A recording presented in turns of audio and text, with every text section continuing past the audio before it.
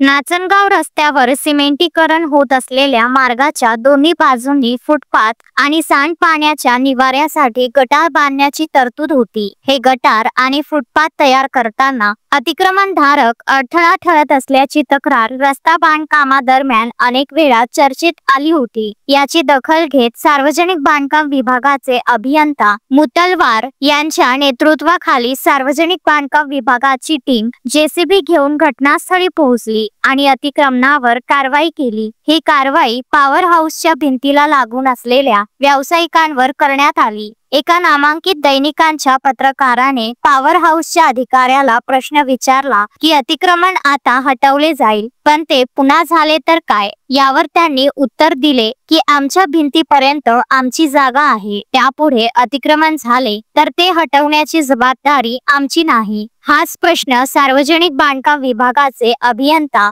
मुतलवार यांना विचारला असता त्यांनी उत्तर दिले की हटविण्यात आलेल्या अतिक्रमणाच्या जागेवर भविष्यात वृक्षारोपण करून रस्त्याच्या कडेला हिरवळ लावण्याची योजना आहे। येथे प्रश्न असा आहे की विद्युत विभाग आणि सार्वजनिक बांधकाम विभाग दोन्ही सरकारी आहे। जर या जमिनीवर भविष्यात अतिक्रमण होऊ न देण्याची जबाबदारी दोन्ही विभागांची असेल तर विद्युत विभाग अभियंत्यांनी दिलेले विधान हे सिद्ध करते की सरकारी विभागांमध्येच आपापसात समन्वय नाही। अशा परिस्थितीत पुन्हा एकदा अतिक्रमणांनी आपले पाय पसरवले तर कोणालाही आश्चर्य वाटणार नाही। अश्विन शहा, विदर्भ न्यूज, पुलगाव।